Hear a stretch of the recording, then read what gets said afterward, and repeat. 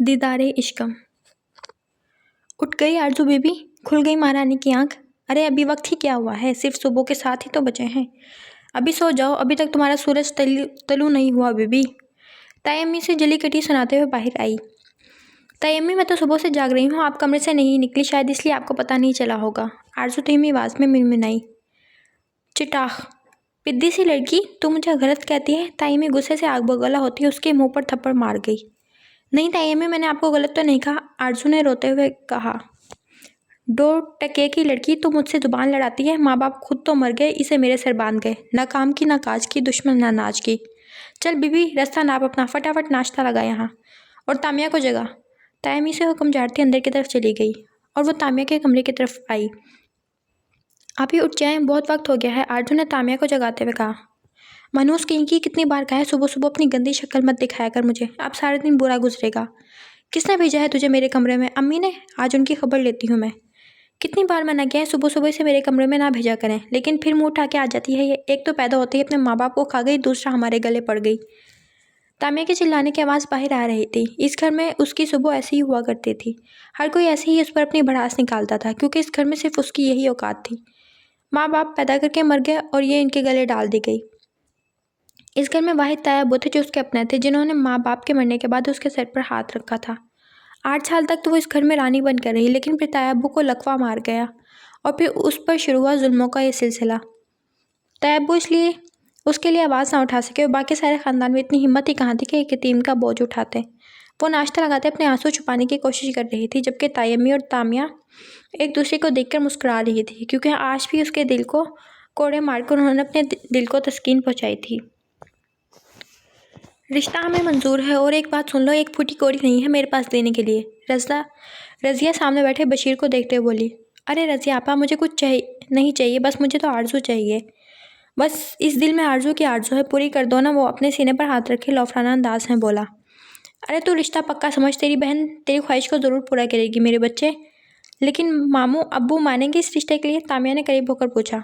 वो कौन होता है ना मानने वाला, खुद तो बिस्तर पर पड़ा है, वो कुछ नहीं कह सकता। तुम परेशान मत हो, मेरी तरफ से ये रिश्ता पक्का है, और उसकी फ़िक्र मत करो। उस्मान से मैं अभी जाके बात कर लूँगी, तुम बस निकाह की तैयारियाँ करो। ये कहते हुए रज़िया अंदर की तरफ आ गई। बदबख्त औरत, तुम्हारी हिम्मत कैसे हुई मेरी बच्ची का निकाह तय करने की? उम्र देखी है उसकी, 40 साल से ऊपर है। मेरी बच्ची तो अभी 18 साल की भी नहीं हुई। अगले महीने हो जाएगी तुम्हारी लाडली 18 साल की। वैसे भी आज ही निकाह करके हवाले नहीं कर रही, 1 महीना इंतज़ार करूँगी। जहाँ इतना बोझ उठाया वहाँ 1 महीना और सही। रज़िया डटाई से बोली। अरे बदबख्त औरत, मुझे नहीं करनी अपनी बेटी की शादी तेरे भाई के साथ। वो आवारा आदमी मेरी बच्ची को बेच खाएगा। मैं अपनी बेटी की शादी ऐसे इंसान से करूँगा जो उसके काबिल होगा। तायबो गुस्से से बोले। हाँ हाँ, बिस्तर पर लेटे लेटे सोचो और देखो अपनी बेटी के सुहाने ख्वाब। ऐसी लड़कियों के रिश्ते नहीं आते। वो तो मेरे भाई का एहसान मानो कि दिल आ गया उस पर। बकवास बंद करो तुम। अपनी बेटी का हाथ ऐसे शख्स के हाथ में दे सकती हो जो दिन रात शराब में डूबा रहे, जिसे खाने पीने का होश भी ना हो, एहसास ना किसी अपने का? क्या उसे एहसान? अपनी बेटी का हाथ धोगी क्या उसे? हाय हाय, इस मनहूस भतीजी के लिए तुम अपनी बेटी को बदुआ दे रहे हो, ज़रा शर्म करो। रज़िया हाथ मलते हुए बोली। मैं किसी को बदुआएं नहीं दे रहा, बस मुझे ये रिश्ता मंजूर नहीं। ठीक है, अगर तुम इस रिश्ते को कबूल नहीं करते तो ठीक है, मैं और मेरे बच्चे चले जाएंगे यहाँ से हमेशा के लिए। तुम्हें अपने भतीजे के साथ यहीं रहो। इस लड़की को इस घर में मज़ीद बर्दाश्त नहीं कर सकती, बस बात खत्म।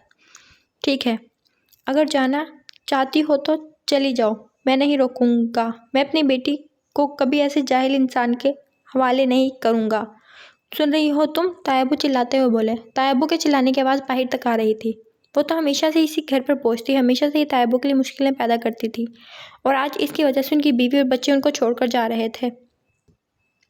दिमाग ख़राब हो गया है तुम्हारा ताया अभी ज़िंदा है, वो लड़ सकता है तुम्हारे लिए। ख़बरदार जो ऐसी बात दोबारा की। तायबू गुस्से से बोले।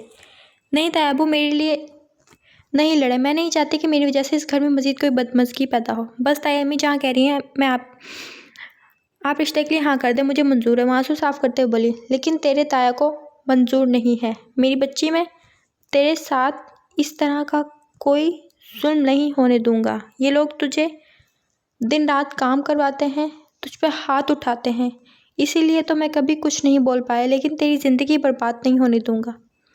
मैं आपसे कुछ मांगूँ, आप देंगे? आरज़ू रोते हुए बोली। हाँ मेरी बच्ची, तो क्या चाहती है, बता तो सही। तायम्मी को घर छोड़कर मत जाने दीजिए प्लीज़, मैं ये बहुत नहीं सह सकूंगी। आप रिश्ते के लिए हाँ कर दें, मुझे मंजूर है। वो तायब्बू के गले लगकर फूट फूट कर रोने लगी। कॉलेज की लड़के वाले केस का क्या हुआ? ऑन ने अंदर कदम रखते हुए पूछा। हाँ, उसकी डिटेल निकाल कर मैंने आपके ऑफिस में रखी है सर, आप चेक कर लीजिएगा। तुम तो छुट्टियों पर जाने वाले थे, गए क्यों नहीं? ऑन ने अपनी कुर्सी पर बैठते हुए कहा। जी सर, आज से मैं छुट्टियों पर जा रहा हूँ। वो तो मैंने आपको ये कार्ड देने आया था। कांस्टेबल ने कार्ड टेबल पर रखा। शादी मुबारक हो, मैं आने की कोशिश करूँगा। ऑन ने कार्ड देखा। सर एक पर्सनल सवाल पूछूं, बुरा तो नहीं मानेंगे? ये वक्त पर्सनल सवालों का नहीं है रियान, लेकिन पूछ लो, बुरा नहीं मानूंगा। वो मुस्कुराते हुए बोला। आप शादी कब करेंगे सर? रियान ने मासूमियत से पूछा। क्यों, तुमने मेरी शादी पर भंगड़े डालने हैं? भंगड़े भी डाल लेंगे सर, आप शादी तो करें, रियान ने मुस्कुरा कर कहा। जब कोई लड़की लगेगी इस काबिल के शादी कर लूँ तो कर लूँगा, और ने मुस्कुरा कर जवाब दिया। सर आपको किस टाइप की लड़की चाहिए? मेरा मतलब आपकी बड़ी अम्मी कह रही थी कि पूछ लूँ, रियान बोला, और अब वो बात की तह तक पहुँचा था। तुम फिक्र मत करो रियान, उन्हें मैं खुद जवाब दे दूंगा। अब तुम जाओ। उसे जाने का ऑर्डर देकर वो फिर अपने काम में मसरूफ हो गया। उन्हें रोके तायबू, मैं आपके आगे हाथ जोड़ती हूँ, प्लीज़ उन्हें घर से जाने मत दे। आरज़ू तायबू के सामने हाथ जोड़ती हुई ताई की तरफ भागी। बंद कर ये ड्रामे, तेरी वजह से हुआ है ये सब कुछ, तेरी वजह से ही तू तो मेरा शौहर मुझे घर से निकाल रहा है। यही चाहती थी ना तू, जिस दिन से आई है मेरा सुकून बर्बाद कर रखा है तूने। मैं तुझे कभी माफ़ नहीं करूँगी आरज़ू, मेरे भाई का रिश्ता आया है और तू नखरे दिखा रही है। मैं जानती हूँ ये आग तूने ही लगाई है, तो ये मत सोचना मैं तुझे ऐसे ही माफ़ कर दूंगी। खोट खोट के मरेगी तू, बद्दुआ है मेरी। ताई ऊंची आवाज़ में चिल्लाते हुए बोली। आरज़ू भागकर तायब्बू की कुर्सी के करीब आई। तायब्बू रोक ले, मैं आपके सामने हाथ जोड़ती हूँ, प्लीज़ ना जाने दें। रोक ले, वो उस्मान के सामने बैठे हाथ जोड़ते हुए बोली। मैं शादी के लिए तैयार हूँ, मेरी वजह से ताई को ना जाने दें। आपको मेरी कसम तायब्बू, मुझे अपनी कसम ना दे और जाने दें इन लोगों को यहाँ से। अपने लिए मुझसे तेरी कुर्बानी मांगते हैं। तायब्बू मैं आपको अपनी कसम दे चुकी हूँ, अब आप कुछ नहीं बोलेंगे। आरज़ू भागते हुए ताई के करीब है। खुदा के लिए मैं बशीर मामू से शादी करूँगी, आप घर से नहीं जाएं। मैं शादी के लिए तैयार हूँ, आप बेशक उन्हें आज बुलाकर मेरे निकाह पढ़ा दें, पर आप ये घर छोड़कर मत जाएं। रज़िया ने फातिहा ने नज़र अपने शौहर को देखा। ठीक है, अगर आरज़ू शादी के लिए तैयार है तो मुझे भी मंजूर है, लेकिन मेरी एक शर्त है। जब तक आरज़ू की तालीम नहीं हो जाती तब तक रुखसती नहीं होगी। जहाँ तक सवाल निकाह का है तो तुम जब चाहो निकाह करवा देना, क्योंकि तुम्हारा भाई सिर्फ निकाह करेगा, खिलाने की हिम्मत नहीं है उसमें। कम से कम मेरी बच्ची में इतना हौसला है कि वो खुद कमा सके। तैयबू ने बहुत मुश्किल से अपनी ज़ुबान की लड़खड़ाहट पर काबू किया।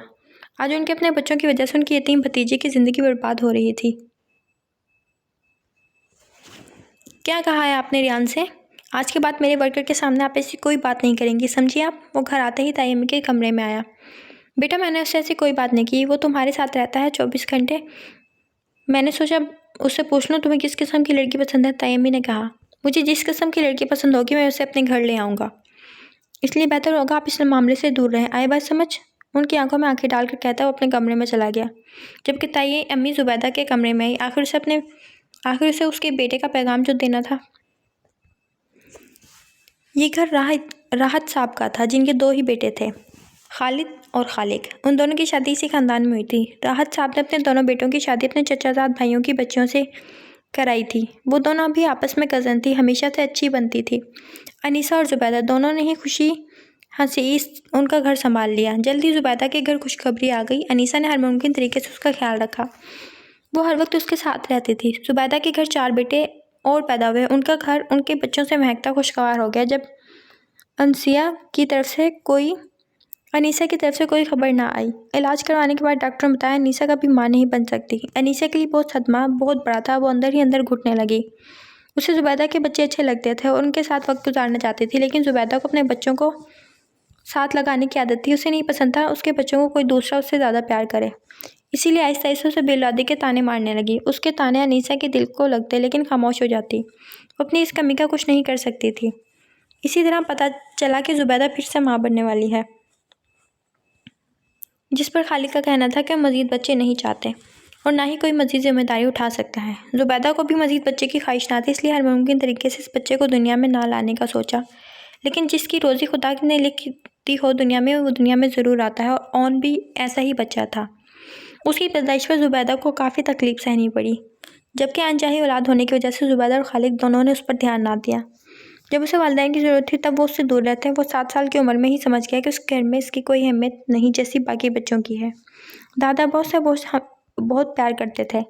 घर में अपनी अहमियत ना होते देख वो 10 साल की उम्र में हॉस्टल चला गया। वो घर नहीं आता था। उसे सब लोगों से अजीब सी चिढ़ थी। सबसे ज़्यादा खाबर और हारिस से खाता था वो चिढ़, जो उसकी माँ का सबसे लाडला बच्चा था। जबकि ओन उनसे दूर होने लगा तो उन्हें भी एहसास होने लगा कि वो उनकी गैर जिम्मेदारी की वजह से उनसे दूर हो रहा है। दादा अक्सर घर में ये बात छेड़ देते तो नतीजा ये निकलता कि आपका लाडला है, इसलिए उसकी बहुत साइड लेता है, जबकि सबसे ज़्यादा बिगड़ा हुआ भी वही है। अब्बा को अक्सर ही ओन की वजह से काफ़ी सुननी पड़ जाती थी, जिसके बाद वो ओन को डांट देते और फिर ओन सोचता उससे कोई प्यार नहीं करता।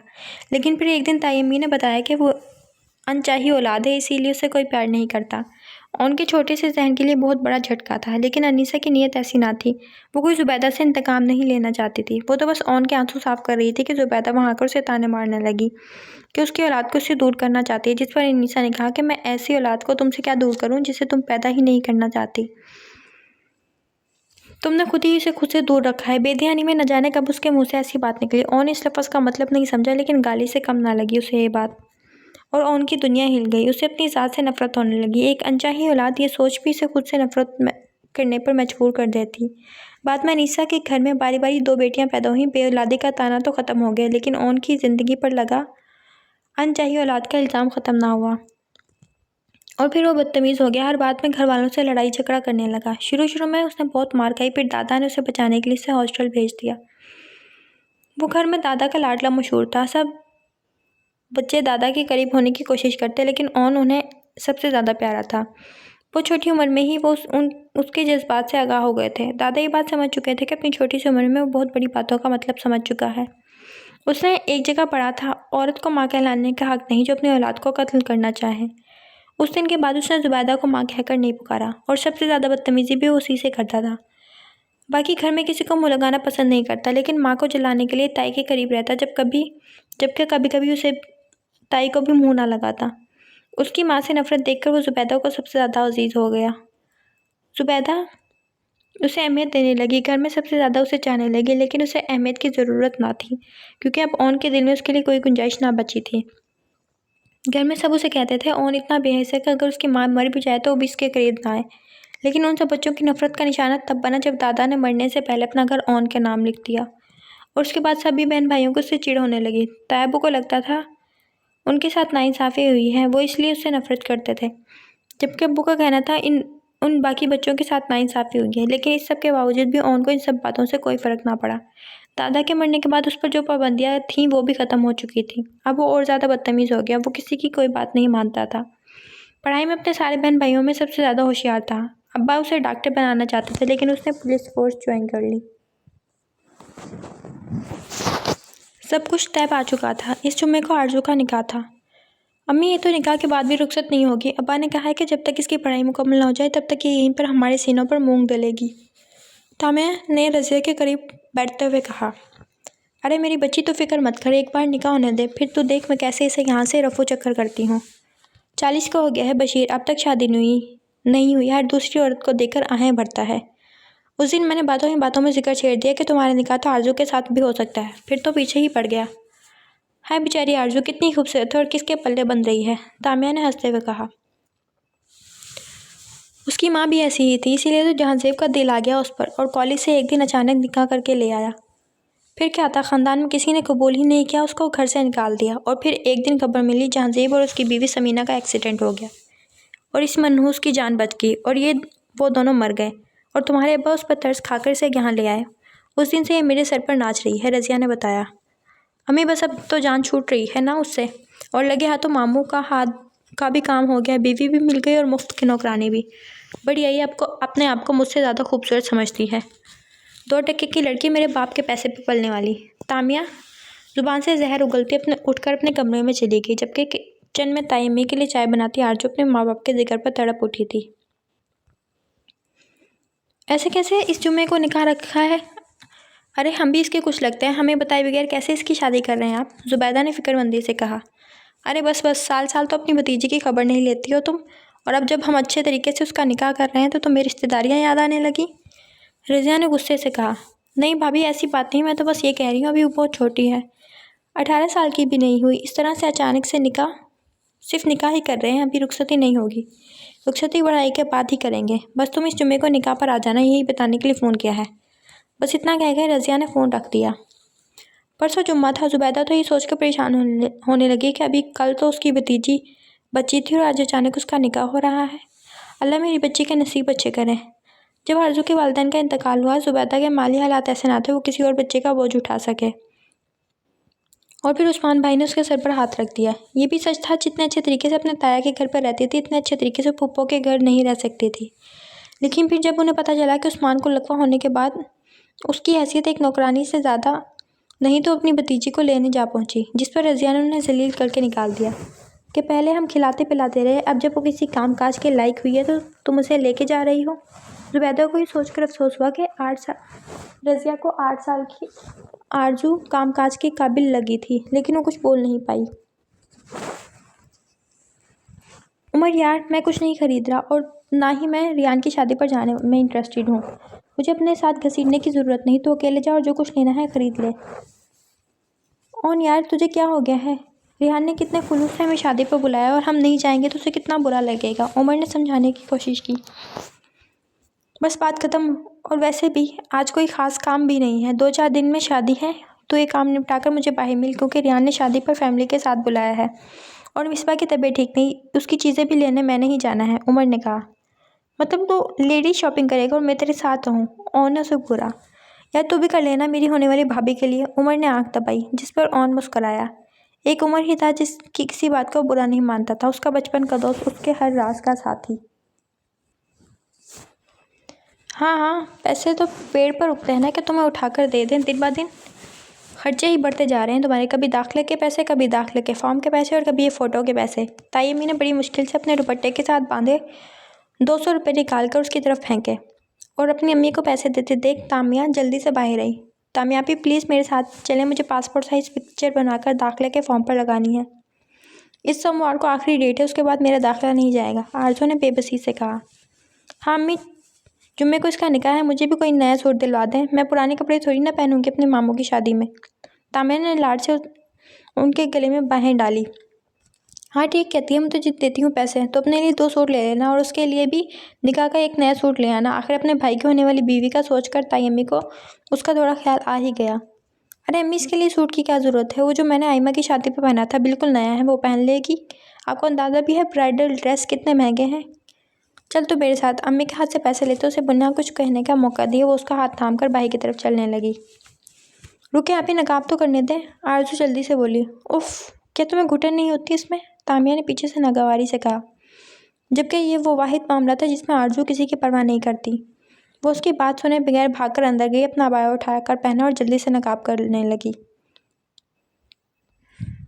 लेकिन अफसोस, फ़ोटोशॉप की दुकान पर जाते ही नकाब उतर जाना था, क्योंकि उसकी तस्वीर के बगैर उसका दाखिला नहीं जा सकता था और तैयबों की ख्वाहिश थी कि वो अपनी तालीम मुकम्मल करे। तामिया उसे फ़ोटो मेकर की दुकान पर छोड़कर खुद शॉपिंग मॉल चली गई और कह दिया जब उसकी तस्वीर बन जाए वो मार्केट के नीचे खड़ी होकर उसका इंतज़ार करे। तकरीबन 15 मिनट में ही वो तस्वीर बनवाकर मार्केट के नीचे खड़ी होकर उसका इंतज़ार करने लगी। उसे यहाँ खड़े 1 घंटे से ऊपर हो चुका था, लेकिन तामिया न जाने कहाँ थी। काफ़ी देर इंतज़ार करने के बाद उसने सोचा कि उन्हें तामिया के पास चली जाए, क्योंकि यहाँ खड़े होकर कुछ लड़के बार बार उसे घूर रहे थे, जिसकी वजह से उसे उलझन हो रही थी। कुछ सोचते हुए मार्केट के अंदर जाने लगी कि अचानक सामने आते एक आदमी से बुरी तरह टकराई। उससे माफ़ी मांगने लगी, जबकि आदमी ज़मीन पर बैठा अपनी चीज़ें समेटने लगा। उसके साथ एक और आदमी भी था। आई एम रियली सॉरी, मेरी गलती की वजह से हुआ ही हो। ऑन ने अपने बिल्कुल करीब से आती आवाज़ सुनी और ऐसा लगा जैसे कोई अपना उसे पुकार रहा हो। ऑन के दिल ने उसे देखने की ख्वाहिश की, तो उसने नज़र उठाकर उसकी तरफ देखा, लेकिन नकाब में होने की वजह से उसका चेहरा नहीं देख पाया। लेकिन आंखें कमाल थी, ऑन का उसकी आंखों से नज़र हटाने का दिल ही ना किया। ऑन ने ज़मीन पर गिरा एक लिफाफा उठाया, लेकिन अगले ही लम्हे वो लड़की किसी को पुकारती मार्केट से बाहर निकल गई। सुने, आपका सामान गिर गया। ऑन ने उसे पुकारने की कोशिश की, लेकिन वो तेज़ी से मार्केट से बाहर निकल गई। ऑन बाहर तक उसके पीछे आई, लेकिन वो लड़की कहीं गायब हो चुकी थी। उसने लिफाफा खोला और देखने लगा। उस लिफाफे में 4 पासपोर्ट साइज तस्वीरें और 30 रुपये थे। उसमें से एक तस्वीर उठाकर देखी और फिर देखता ही रह गया। ऐसे नहीं था, उसने पहले कभी हुस्न नहीं देखा था, लेकिन इस कदर मासूमियत, उसे 100% यकीन था ये तस्वीर उसी लड़की की है। उसका लबो लहजा, उससे बात करने का अंदाज, उसकी तस्वीर, उनका दिल धड़का गई। ओन ने बेख्तियार अपने धड़कते दिल पर हाथ रखा। वो लड़की चली गई क्या? उमर ने उसके पास आकर पूछा। हाँ, लेकिन ज़्यादा दूर नहीं जा पाएगी, ओन ने मुस्कुराते हुए कहा। क्यों, तुम जानते हो उसे? उमर ने पूछा। नहीं, लेकिन जानना पड़ेगा, आखिर सारी ज़िंदगी गुजारनी है। ओन अभी तक उस मुलाकात के असर में था। ओन मेरे भाई, तू ठीक है ना? उमर ने पूछा। ये लड़की आ गई ज़िंदगी में तो बिल्कुल ठीक हो जाऊंगा, ओन ने जवाब दिया। नाम भी जानता है इसका जो पहली नज़र में मजनू बन गया? उमर ने कहा। मिस उस्मान। ओन ने लिफाफे के पीछे नाम पढ़ा, फिर मुस्कुरा दिया। मैं इस मिस उस्मान को मिसिस ओन बनाने में कम से कम वक्त लगाऊंगा। मुझे इस लड़की का एड्रेस चाहिए, ओन ने सीरियस अंदाज में कहा। ओन, तूने इसे ठीक से देखा भी नहीं, सिर्फ एक तस्वीर की बिना पर तू कैसे कह सकता है कि तू उससे शादी करेगा? ये सिर्फ एक तस्वीर है, तस्वीरों से मोहब्बत नहीं होती। उमर अभी बोल ही रहा था कि ओन ने उसके हाथ पकड़कर अपने दिल पर रखा। आज तक ये किसी के लिए इतने ज़ोर से नहीं धड़का, लेकिन यकीन कर उसे मेरे लिए ही बनाया गया है, वरना मुझे इशारा नहीं मिलता। ओन ने तस्वीर की तरफ देखा। उमर ने तस्वीर देखने की कोशिश की, लेकिन ओन ने अपनी मुट्ठी बंद कर ली। हद में रह, भाभी है तेरी। ओन ने घूर कर उसे देखा। अभी तस्वीर नहीं दिखाएगा तो ढूंढेंगे कैसे? उमर ने घूरा। रहने दे, मैं खुद ढूंढ लूंगा। ओन मुस्कुराते उसके साथ आगे बढ़ गया, जबकि उमर को पहली नज़र वाले प्यार को कॉन्सेप्ट कुछ समझ ना आया था। एक तुम ही हो जो दुनिया में पर्दा करती हो। मैं तो कहती हूँ, ये इतना बड़ा बुर्का साथ उठाकर चलने की ज़रूरत क्या है? तामिया उसे अपने साथ चलाते हुए शर्मिंदा हो रही थी, क्योंकि एक बहुत ही खूबसूरत लड़का उसके पीछे आ रहा था, जिससे वो नंबर लेने के मरहले अदा कर चुकी थी। आरजू से नज़र छुपाकर उसने मार्केट से निकलने की कोशिश की थी, क्योंकि वह लड़का उसके पीछे आ रहा था, जबकि आरजू भागते हुए उसके साथ आ पहुंची और आरजू को मुकम्मल तौर पर नकाब में देखते हुए लड़का पीछे हो गया। शायद लड़के में थोड़ी शर्म बाकी थी और अब तामिया को उस पर गुस्सा आ रहा था। बताओ, क्या तुम बहुत खूबसूरत और बहुत पाकीज़ा हो? दुनिया के सब लड़के अय्याशी जो तुम्हें देखेंगे। तामिया अब भी उस पर गुस्सा निकाल रही थी। आप ही बात पाकीज़गी और खूबसूरती की नहीं, बात हुक्म की है। और जब ये हुक्म नाजिल हुआ था, तब दुनिया की सबसे खूबसूरत औरत ने दुनिया के सबसे पाकीज़ा मर्द से पर्दा कर लिया था, तो हमारी क्या औकात है? आरजू ने एक नाकाम कोशिश की उसे समझाने की। मेरे सामने लेक्चर मत दिया करो आरजू, खामोशी से चलना है तो चलो। वो उसे डांटते हुए आगे बढ़ गई। ऐसे कैसे गुम हो गई? पैसे तो बेटा दरख्त पे उगते हैं, जो हर चीज़ तुम गुम करके आ जाती हो। अब दिमाग मत चाटो, जाओ यहाँ से। परसों तुम्हारे निकाह तैयारी करो, उसके अगले दिन चले जाना फ़ोटो बनवाने, और सोमवार को दाखिला भेज देना। ताइमी ने एहसान करते हुए उसकी बात का जवाब दिया। उसने घर में कदम रखा तो ताइमी उसका इंतज़ार कर रही थी। वो उन्हें इग्नोर करता अपने कमरे की तरफ जाने लगा, जबकि वो उसे देखते उसके पीछे ही आई थी। बेटा, आज मैंने तस्वीरें मंगवाई हैं, उनमें से किसी लड़की को पसंद कर लो। ताइमी अभी बोल रही थी कि उन्होंने एक तस्वीरें लेकर टेबल पर फेंक दी। बेटा, ये तस्वीरें, ताइमी ने कुछ बोलने की कोशिश की। ज़रूरत नहीं है इनकी, मैं लड़की पसंद कर चुका हूँ। कुछ दिन में उसका सारा बायोडाटा निकाल कर आपको उसके घर भेज दूंगा, ओन पुरसुकून अंदाज में कहा। तुमने लड़की पसंद कर ली? ये तो बहुत खुशी की बात है, मैं अभी तुम्हारी माँ को बता के आती हूँ। ओन जो मुस्कुराकर उनके चेहरे के एक्सप्रेशन देख रहा था, अपनी माँ के जिक्र सुनते ही बदमज़ा हुआ। अब आप चाहे, मुझे आराम करना है, उसने बदतमीजी से कहा, जबकि उसका बदलता मजाज देखकर अनीसा फ़ौरन कमरे से बाहर निकल गई। आज जुम्मा था, सारे बच्चे घर से गायब थे सिवाय ओन के। वो नाइट ड्यूटी के होने की वजह से अब आराम कर रहा था। ज़ुबैदा के दिमाग से निकल गया कि आज आरजू का निकाह है, वरना वह रात को सुमैर को बता देती तो वो उसे वहाँ ले जाता। उन्होंने सुमैर को फ़ोन किया जबकि वो इस्लामाबाद जा रहा था। अब वो मजबूर होकर ओन के कमरे तक आई, लेकिन पलट आई। वो जानती थी ओन उन्हें तस्लील करके कमरे से निकाल देगा। वो सुबह से उसके कमरे के कितने ही चक्कर काट चुकी थी, लेकिन उसे जगाने की हिम्मत ना हुई। लेकिन इस बार जब वो उसके कमरे के करीब आई तो कमरे के अंदर से आवाज़ आ रही थी। शायद वो किसी से फ़ोन पर बात कर रहा था। हाँ यार, तामिया उस्मान नाम था उस लड़की का। उसने कुरानदाजी में भी हिस्सा लिया था, मैंने इन्फॉर्मेशन निकाली है, उसका नंबर भी है यहाँ पर। उमर ने सुबह सुबह उसे गुड न्यूज़ दी। तुझे यकीन है ये वही लड़की है? ओन ने फिर से पूछा। अरे हाँ यार, कुरानदाजी में काशी डिज़ाइनर की ड्रेस सेल हो रही थी और यहाँ मिस तामिया ने मिस उस्मान लिखवाया है। उमर ने सब कुछ कंफर्म करके उसे खबर दी। आई लव यू उमर, ओन ने नारा लगाते हुए कहा। ये लव यू मेरी भाभी के लिए रख लो और जल्दी से मुझे दोपहर का लंच करवा। इसी कंडीशन पर नंबर दूंगा। तेरे पास सिर्फ 3 घंटे हैं होटल पहुंचने के लिए, तब तक मेरी ड्यूटी ख़त्म हो जाएगी। ओके मेरी जान, मैं थोड़ी देर तक आता हूँ। वो फिर तैयार होने चला गया। ऑन बेटा, मुझे तुमसे ज़रूरी काम है। वो दरवाजे की तरफ बढ़ रहा था जब पीछे से आवाज़ आई, आई एम सॉरी, मैं आपका काम नहीं कर सकता। वो सडमेरी से कहता फिर से जाने लगा। बेटा मेरी बात तो सुनो, बहुत ज़रूरी काम है, प्लीज़ मेरी मदद कर दो। सुमैर घर पे नहीं है और आज तुम्हारे मरहूम मामू की बेटी का निकाह है। मेरा वहाँ जाना बहुत ज़रूरी है, 1 घंटे में निकाह शुरू हो जाएगा।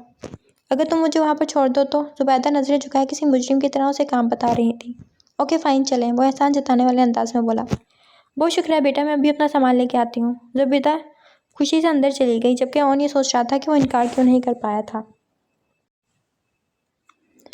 बेटा अंदर चलो, तुम्हारे मामू का घर है, जुबैदा ने गाड़ी से उतरते हुए कहा। नहीं, मुझे कहीं नहीं जाना। उसे ठीक से याद नहीं कि शायद वो बचपन में कभी यहाँ आया भी था। बेटा तुम्हारे मामू खुद मौजूद है, वो नहीं आ सकते घर। तुम भी कभी उनकी तरफ नहीं आए। आज अब मामू से मुलाकात ही कर लो। मैंने कहा ना मैं इंटरेस्टेड नहीं हूँ। जाए आप और जल्दी से काम निपटा कर वापस आएँ। अगर आपको आने में ज़्यादा वक्त लगे तो मैं थोड़ी देर बाद वापस आ जाऊँगा। मुझे कुछ काम है, उमर से मिलने जाना है। वो खुद भी नहीं जानता था उस औरत की इतनी परवाह क्यों करता है। उसके साथ बदतमीज़ी करता था, ठीक से बात नहीं करता था। तो मैं कहीं मत जाओ, मैं थोड़ी देर में वापस आ जाऊँगी, बस निकाह होते ही मैं आ जाऊँगी। उसका बदलता मूड देखकर जुबैदा अंदर चली गई, जबकि गाड़ी की एक साइड पर लगाता वो वहीं इंतज़ार करने लगा। वापसी का सफ़र लंबा था और गाड़ी सिर्फ सुमैर और ऑन के पास थी। सुमैर अपने काम से गाड़ी लेकर इस्लामाबाद जा चुका था। कहाँ वो ये बसों और रिक्शों के धक्के खाती और ना चाहते हुए भी उनकी परवाह करता था। शायद ये बात वो खुद भी नहीं जानता था। अम्मी ज़रा बाहर तो देखे, फूफो का बेटा कितना प्यारा है। तामिया ने अभी जाकर दरवाजे से बाहर देखा था, जहाँ वो अपनी बड़ी सी गाड़ी लिए खड़ा था। तामिया जो हर खूबसूरत मर्द को देखकर उसके पीछे पड़ जाती, यहाँ तो फिर उसकी सगी फूफो का बेटा था। अरे चुप कर, सुमैर होगा, अभी शादी हुई है उसकी, अम्मी ने उसे घूरते हुए कहा। अरे सुमैर नहीं है, ये कोई और ही है। देखो तो सही, ये फूफो का पुलिस वाला बेटा है। तामिया ने बाहर की तरफ इशारा किया। अरे जुबैदा ऑन को लाई थी तो अंदर भी ले आती, बाहर क्यों खड़ा कर दिया। रज़िया जानती थी ऑन उसे मुँह नहीं लगाता। रज़िया ने भी बाहर खड़े ऑन की तरफ देखा, जो ना सिर्फ उसकी सोच से ज़्यादा खूबसूरत था, बल्कि उन्होंने तो तामिया के लिए उसे पसंद भी कर लिया। हम तो जब भी तुम्हारे घर आते हैं मिलता ही नहीं हमसे। नहीं भाभी, मैं ज़्यादा देर नहीं रुकूंगी, वो भी अंदर नहीं आएगा, बस निकाह की रस्म शुरू हो जाए तो मैं वापस चली जाऊंगी। हाँ बस बशीर आ जाए, हम सादगी से निकाह कर देंगे, रज़िया कहते हुए बैठी। लेकिन भाभी पहले लड़के से तो मिलें, किसके साथ निकाह कर रहे हैं आरजू का। अभी आरजू ने चाय देकर गई थी, उसके चेहरे पर जुबैदा को कोई खुशी नजर ना आई। अरे जाना पहचाना है, एतबार का लड़का है, मैं अपने भाई बशीर का रिश्ता लाई हूँ, रज़िया ने बड़े स्टाइल से उसके सर पर धमाका किया था। आपका दिमाग तो नहीं ख़राब हो गया। उम्र देखे उसकी, 24 घंटे तो नशे में रहता है, वो जुआ खेलता है। आपने हमारी आरजू को उसके साथ, आपने ऐसा सोचा भी कैसे भाभी। मैं ये नहीं होने दूंगी।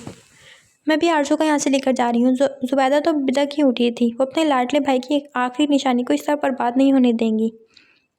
ए बेबी, आवाज़ कम रख, तुम मेरे घर पर खड़ी है तो शुक्र कर मैंने अपने भाई के लिए तेरे भतीजे का रिश्ता मांग लिया, वरना उसे कौन पूछता था। रज़िया ने धाड़ते हुए कहा। क्यों नहीं, एक से पढ़कर एक रिश्ता मिलेगा, मैं खुद अपनी भतीजी की शादी करूँगी।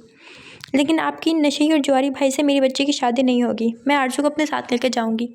ऐसे कैसे अपने साथ लेकर जाओगी। कि इस घर से तब निकलेगी जब इसका निकाह होगा। तुम्हारे घर में जवान बेटे हैं, इस घर में भेजकर मैंने अपनी बदनामी थोड़ी ना करवानी है। और अब तो मैं वादा कर चुकी हूँ, अपने भाई से रिश्ता हो चुका है, वैसे भी इतने साल खिलाया पिलाया है और अब अच्छे तरीके से शादी भी कर रहे हैं। मैं इस वक्त तो किसी ने उस पर हाथ न रखा। कहीं यतीम भतीजी पर आगे बड़े बन के, रज़िया ने फाड़ खाने वाले अंदाज में कहा। भाई आपकी नज़रों के सामने इतना बड़ा जुल्म हो रहा है, आप कुछ बोलते क्यों नहीं। अब वो उस्मान की तरफ आई। आरजू इस रिश्ते के लिए तैयार है, उस्मान सामने नजरें झुकाते हुए कहा। लेकिन मैं तैयार नहीं होने दूंगी अपने भतीजे के साथ इतनी बड़ी ज्यादती। जुबैदा ने एक नज़र उनके झुके हुए सर को देखते हुए कहा। इतनी बड़ी ज्यादती हुई है तो बेटा तो तुम अपने साथ लाई हो ना, पढ़वाओ उसका इसी के साथ निकाह और ले जाओ। नहीं, अब जुबान से एक लफ्ज़ नहीं निकलेगा। अरे ऐसे कैसे नहीं निकलेगा। मैं तो समझती ही नहीं, आरजू को नौकरानी बनाकर अपने साथ लेकर जा रही है ये। अभी मेरा भाई आएगा और इसका निकाह होगा। खबरदार जो किसी ने एक लफ्ज़ भी कहा। और अगर तुम्हें इतनी ही आग लग रही है तो अपने बेटे से निकाह पढ़वा लो और ले जाओ साथ। वो जानती थी ऑन तो उसे मूल नहीं लगाएगा, वो आसानी से उसका निकाह बशीर के साथ करवा देंगी। और जिसके बाद आरजू का इस घर में थोड़ा बहुत हिस्सा है वो भी उन्हीं का रहेगा, क्योंकि बशीर जो 24 घंटे नशे में रहता है। और उस्मान का कहना था आरजू के हिस्से में जो थोड़ी बहुत ज़मीन आती है वो उसके जहेज में देंगे। इसके बाद ही रज़िया ने बशीर को आरजू के ख्वाब दिखाना शुरू कर दिया था। मैं बेबस हूँ, कुछ नहीं कर सकता, उस्मान ने नजरें नीचे रखते हुए कहा। लेकिन मैं बेबस नहीं हूँ, मेरा ऑन आरजू से निकाह करेगा, मैं उससे बात करती हूँ। जुबैदा ने उठकर बाहर जाते हुए कहा। अभी यही मुंह लटकाए वापस आएगी। बेटा मुंह लगाता नहीं है, उसे चली है निकाह करवाने। ऑन का निकाह तो मेरी तामिया के साथ होगा। रज़िया ने बुड़बुड़ाते हुए कहा। उसे यकीन था ऑन उससे शादी के लिए कभी तैयार नहीं होगा। वो जल्दी से उनके घर से निकलकर ऑन की गाड़ी की तरफ आई। हो गया निकाह, चलें वापस, ऑन ने गाड़ी का दरवाज़ा खोलते हुए कहा। ऑन बेटा, वो आरजू के साथ ज्यादती कर रहे हैं। उसका निकाह उससे बड़ी उम्र के आदमी से करवा रहे हैं। बहुत जुल्म हो रहा है मेरी मासूम भतीजे के साथ। प्लीज़ मेरी मदद करो, मैं तुम्हारे आगे हाथ जोड़ती हूँ। ज़ुबैदा जानती थी ऑन कभी इस तरह से राज़ी नहीं होगा, लेकिन वो अपनी मासूम भतीजे के साथ इतना जुल्म होते नहीं देख सकती थी। मुझसे क्या उम्मीद रखती हैं आप? ऑन ने पूछा। मैं उसे यहाँ से लेकर जाना चाहती हूँ, लेकिन भाभी कहती है जब तक उसका निकाह नहीं होगा उसे यहाँ से जाने नहीं देंगी। तुम जो जानते हो कैसी औरत है, पूरे ख़ानदान में हमें बदनाम कर देगी। लेकिन अगर तुम उसके साथ निकाह कर लो? दिमाग तो नहीं ख़राब हो गया? मैं क्यों किसी के से निकाह करूँ? होगी आपकी मासूम भतीजी, मेरी कुछ नहीं लगती। वो कैसे किसी ऐसे से निकाह कर ले? वो तो उसी से निकाह करेगा जिससे वो मोहब्बत करता था। बेटा मेरी बात समझने की कोशिश करो। आरज़ू के साथ बहुत जुल्म हो रहा है। मैं तुम्हारे आगे हाथ जोड़ती हूँ। आप चाहे कुछ भी करें, मैं निकाह नहीं करूँगा। मेरा ना उस लड़की से कोई ताल्लुक़ है, ना ही उस पर होने वाले जुल्म से पता नहीं मैं यहाँ क्यों आया था। मैं किसी और को पसंद करता हूँ। मैं उसी से इस तरह किसी और से शादी नहीं कर सकता। ऑन ने जान छुड़ाने वाले अंदाज में कहा। बेटा खुदा के लिए मेरी बात को समझने की कोशिश करो। अगर तुमने ये निकाह ना किया तो मैं जानती हूँ तुम किसी और को पसंद करते हो। एक मिनट, अगर मैंने ना किया तो इसका क्या मतलब हुआ? आप ही ये बात जानती हैं मैं किसी और को पसंद करता हूँ। अगर मेरी जगह यहाँ सुमैर होता तो क्या उसका भी आप किसी के साथ निकाह इस तरह से करवा देती? एक बार आपको सुमैर की बीवी का ख्याल नहीं आता? मैं इस लड़की से शादी करूंगा जिससे मैं पसंद करता हूँ। ऑन ने गुस्से से कहा। बेटा तुम उसी लड़की से शादी कर लेना, लेकिन फ़िलहाल तुम वक्ती तौर पर आरज़ू को अपना लो। उसकी शादी बशीर से करवा देंगे, जो 24 घंटे नशे में रहता है, जुआ खेलता है, ना अपना कोई ठिकाना है। उसे कहाँ लेकर जाएगा वो मेरी मासूम आरज़ू को? बेटा मैं तुम्हारे सामने हाथ जोड़ती हूँ, मैं तुम्हारे पैर पकड़ती हूँ। ये लो मेरे सर की चादर का थोड़ा लिहाज कर लो। ज़ुबैदा ने हार मानते हुए अपने सर से दुपट्टा उतार कर उसके कदमों में रखना चाहा। दिमाग ख़राब हो गया है आपका? क्या कर रही हैं आप? ऑन ने जल्दी से उसकी चादर को थामा और ज़ुबैदा फूट फूट कर रोने लगी। ठीक है, लेकिन इस लड़की से मेरा कोई ताल्लुक़ नहीं होगा। ये सब कुछ ख़त्म होते ही मैं उसे तलाक दे दूँगा और मेरी जान छूट जाएगी। मैं उसकी शक्ल भी नहीं देखूँगा। मैं नहीं चाहता कि मैं अपनी मोहब्बत के साथ किसी किस्म की कोई बेवफ़ाई करूँ। ऑन ने शर्त रखी। मुझे मंजूर है बेटा, बस तुम ये निकाह कर लो। ज़ुबैदा की जैसे जान में जान आई थी। निकाह की रस्म अदा हो चुकी थी। आरज़ू अब तक यकीन ना कर पाई थी कि उसका निकाह मामू से नहीं बल्कि किसी और से हुआ है। उसने तो आज तक ऑन को देखा ना था, ना कभी ऑन उनके घर आया, ना ही ताई अम्मी उसे कहीं जाने देती थी। आरज़ू को ये सब एक ख्वाब जैसा लग रहा था कि हकीकी दुनिया में भी इस तरह के मोज़े हुआ करते हैं। उसकी पप्पो उसके लिए किसी फरिश्ते से कम साबित ना हुई और वो आरज़ू से अब मिसेस ऑन बन गई। आरज़ू ने बस एक नज़र ही ऑन को देखा था। सारे मरहले तय हो गए। ऑन तो निकाह के फ़ौरन बाद ही निकल आया था बाहर और गाड़ी में अपनी माँ का इंतज़ार करने लगा। उसे यकीन था उसकी माँ उसे जानती है, वो उस लड़की को अपने साथ लाने की गलती नहीं करेगी। लेकिन ये निकाह तो हुआ ही इसी वजह से था ताकि इस लड़की को यहाँ से निकाला जा सके, मतलब कि ये लड़की उनके साथ घर जाएगी। थोड़ी देर बाद तैयबो को सीने से लगकर फूट फूट कर रोने लगी। ना मेरी बच्ची, अब मत रो, अल्लाह ने करम कर दिया, सब कुछ ठीक हो चुका है। अल्लाह तुझे तेरे नसीब की हर खुशी दे। मुझे यकीन है ऑन तेरा ख्याल रखेगा, तुझे खुश रखेगा, कभी तन्हा नहीं छोड़ेगा। बस उसके साथ वफादार रहना, मुझे तेरी तरफ से कोई शिकायत ना मिले। तैयबो उसके सर पर हाथ फेरते हुए बोले। जबकि निकाह से पहले ही तामिया अपने कमरे में जा बंद हुई। जबकि तायमी किचन के बर्तन ऐसे धो रही थी जैसे इससे ज़रूरी और कोई काम ही ना हो। वो सारी ज़िंदगी इस घर में काम करती आई थी, लेकिन उन लोगों के पास कितना वक्त नहीं था कि जाने से पहले एक बार गले लगाकर अलविदा ही कह देते। पप्पो ने उसका हाथ थामा और बाहर ले जाने लगी। बेटा घूंघट कर लो, मैं नहीं चाहती मेरी खूबसूरत सी बहू को किसी की नज़र लगे। पप्पो ने उसका चेहरा घूंघट में छुपाते हुए शरारत से कहा, जबकि ये सोचकर उसके कान सुर्ख हो रहे थे कि अपनी पप्पो की भतीजी नहीं बल्कि बहू बनकर उनके साथ घर जा रही है। सारे रास्ते ही उसका दिल बेतरतीब धड़कता रहा। वो दोनों पीछे बैठी थीं जबकि ऑन आगे गाड़ी चलाता उन दोनों से बेनियाज था। पप्पो आरज़ू के साथ ही ऑन के दिल की हालत भी समझती थी। अभी 3 दिन पहले तो अनीसा ने उसे बताया था अपने लिए किसी लड़की को पसंद कर चुका है और अब बहुत जल्द उन्हें उसके घर रिश्ता भी लेने के लिए भेजने वाला है। लेकिन उन्हें यकीन था वो लड़की जो भी होगी आरज़ू से ज़्यादा अच्छी तो ना होगी और आरज़ू को अपनी जिम्मेदारी पर वो यहाँ लाई थी। इसने कहा मैं और अब उन्होंने सोच लिया था कि वो ऑन को आरज़ू के लिए ज़रूर मनाएंगी।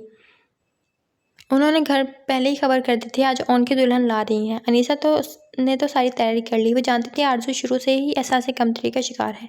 वो तो अपने घर में आए हर इंसान को मोहब्बत से मिलती थी, तो आरज़ू तो उनके सबसे लाडले भतीजे की दुल्हन थी। ये बात अलग थी कि ओन की इसमें रजामंदी बिल्कुल भी शामिल ना थी, लेकिन ओन के साथ कोई ज़बरदस्ती भी तो नहीं कर सकता था। कुछ ना कुछ तो उनकी मर्जी भी शामिल थी इस निकाह में, जहाँ तक अनीसा का ख्याल था। इसीलिए अनीसा ने हर मुमकिन कोशिश से आरज़ू का इस्तकबाल खूबसूरत बनाया, जबकि इन दोनों को घर के दरवाजे पर छोड़कर वो निकल चुका था। क्या तेरा निकाह कब हुआ? और तूने मुझे बताया भी नहीं, इतनी जल्दी थी क्या निकाह की? अभी तो 2-3 डेट मारते, एक दूसरे से मिलते, एक दूसरे को समझते, और तुमने डायरेक्ट निकाह ही कर लिया। और मेरे छुआरे, उमर सदमे से बोला।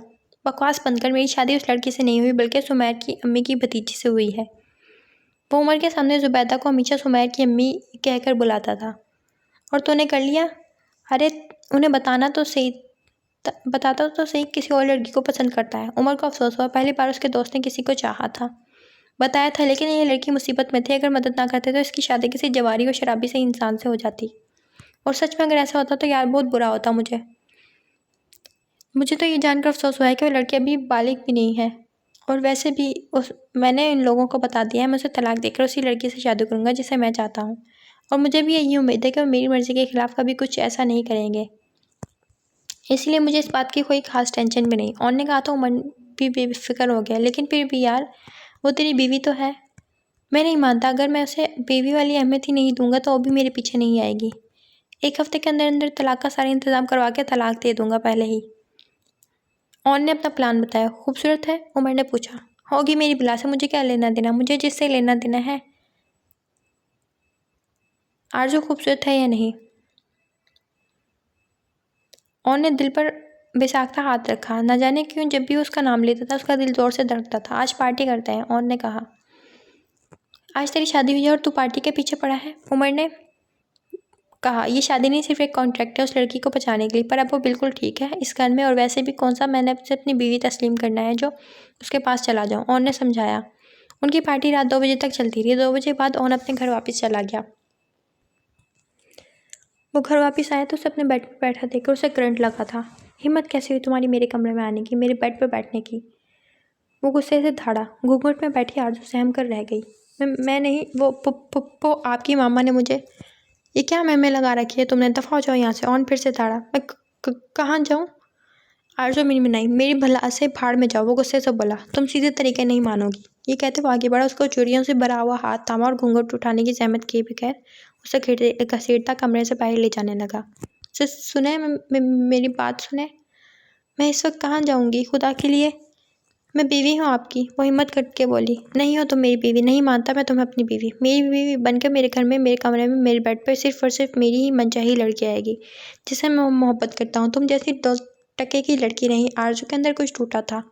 हाँ, वो उससे मोहब्बत नहीं करती थी, लेकिन वो उसका शौहर था, उसकी ज़िंदगी में आने वाला पहला शख्स जो किसी और से मोहब्बत करता था। मेरी नज़रों में तुम्हारी कोई औकात नहीं है। तुम इस घर में सिर्फ मेरी माँ की बहू बनकर आई हो, मेरी बीवी नहीं। उस औरत को मैं अपनी माँ का दर्जा नहीं देता तो अब उसकी बहू को अपनी बीवी कैसे कबूल कर लूँ? एक ही झटके में उसे कमरे से बाहर लाकर दरवाज़ा उसके मुंह पर उसने बंद कर दिया। आरज़ू सिसकते हुए वहीं दरवाजे के साथ बैठ गई। ये थी उसकी नई ज़िंदगी की नई शुरुआत। उसके शौहर ने एक बार घूंघट उठाकर उसके दीदार तक ना किया। वो दरवाजे के साथ बैठी रो रही थी, जो उसका शौहर उसके मुंह पर बंद कर गया था। सुबह अज़ान के वक्त जब ज़ुबैदा नमाज अता करने बाहर आई तो उसे ओन के कमरे के बाहर बैठा देखकर परेशान हो गई और भागकर उसके करीब आई। आरज़ू मेरी जान, तुम यहाँ क्या कर रही हो? उसके करीब बैठकर बोलने लगी, जब आरज़ू उनके सीने से लगकर रोने लगी। आरज़ू मेरा बच्चा, मैंने तुम्हें बताया तो था वो गुस्से का तेज़ है, और तो कमरे से निकल कर क्यों बैठ गई? वो उसे पहले ही बता चुकी थी, ओन गुस्से का बहुत तेज़ है, उसे प्यार से ट्रीट करना होगा। अचानक शादी की वजह से शायद शादी को कबूल भी नहीं कर पाया हो। पप्पा, मैं नहीं, उन्होंने निकाल दिया। वो रोते हुए बोलती एक बार फिर से उनके सीने से लगी। ना मेरा बच्चा, रो मत तुम। मैं बात करती हूँ उससे, सब कुछ ठीक हो जाएगा, तुम परेशान मत हो। सही रात यहीं बैठी रही हो, उठो, मैं तुम्हें ज़रीश के कमरे में छोड़ आती हूँ। पुप्पो ने तयम्मी की बेटी का नाम लेते हुए उसे उठाया। वो कमरे में आई। ज़रीश सो रही थी। बेटा तुम यहाँ पे आराम करो, उन्होंने ज़रीश के साथ उसके लिए जगह बनाते हुए कहा। ये महरिश और ज़रीश का बेडरूम था, तयम्मी की दोनों बेटियों का। ज़रीश अक्सर इस घर में आती थी, और कल शाम जब आरजू उस घर में आई तो उसने बहुत अच्छे तरीके से उसका वेलकम किया, जबकि मैरिज हॉस्टल में रहती थी। तुम यहाँ आराम करो, मैं सरिश को बता दूंगी। उसे कहते हुए अलमारी की तरफ आई, वहाँ से एक ड्रेस निकाला। बेटा तुम ये ड्रेस पहन लो। और उन्होंने आरामदेह सूट उसकी तरफ बढ़ाया और कमरे से बाहर निकल गई। उसका दरवाज़ा मुसलसल बज रहा था। इतनी सुबह जब कोई उसकी नींद बर्बाद करता था तो उसे बहुत गुस्सा आता था। वो गुस्से से उठकर दरवाजे की तरफ आया। आप सुबह सुबह यहाँ क्यों आई हैं? उसने जुबैदा को देखते हुए कहा, जो सुबह के 5:30 बजे उसके सामने खड़ी थी। और तुम कहते थे ना कि तुम कर्ज चुकाना चाहते हो मेरा। मैंने तुम्हें जन्म दिया, इस दुनिया में लाई, इसकी कीमत देना चाहते हो मेरी, उस तकलीफ़ की जो मैंने तुम्हें इस दुनिया में लाते हुए सही। और उनको जब भी गुस्सा आता उस अपनी माँ से इस तरह बात करता था। वो अक्सर कहता था उसकी ममता की कीमत अदा करेगा, जो उसे दुनिया में लाई है उसकी कीमत अदा करेगा। लेकिन ये अल्फाज वो गुस्से में कहता था, शायद उसे तकलीफ़ पहुँचाने के लिए। लेकिन उसे अंदाज़ा ना था इस बात को इस हद तक वो सीरियसली ले रही हैं। जी हाँ, मैं आपको कोई एहसान नहीं रखना चाहता। बताइए क्या कीमत है आपके एहसान की? वो भी सीरियस होकर उनसे पूछने लगा। मैं चाहती हूँ तुम आरज़ू को 1 साल तक अपनी बीवी बना कर रखो।